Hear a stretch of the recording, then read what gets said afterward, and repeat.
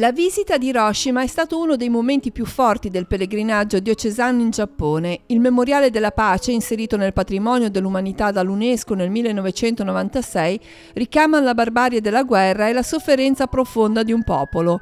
Edificato nel 1915, il palazzo fu destinato ad ospitare la fiera commerciale della prefettura di Hiroshima.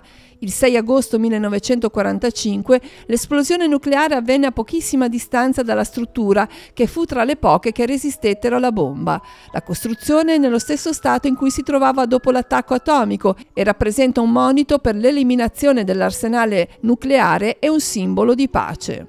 Ho riflettuto sul fatto che di memoriali sparsi nel mondo ce ne sono tanti. Questo ci fa indurre a capire che l'uomo non ha ancora compreso il messaggio di pace che dovrebbe portare. Ed è la prima volta che in uno dei miei viaggi non ho fatto neanche praticamente una foto, quasi come se la giornata vissuta, le emozioni le volessi soltanto portare dentro di me. La tappa successiva del pellegrinaggio ha portato la comitiva Matsuyama. Qui i pellegrini hanno potuto calarsi nelle tradizioni locali anche indossando i caratteristici abiti giapponesi.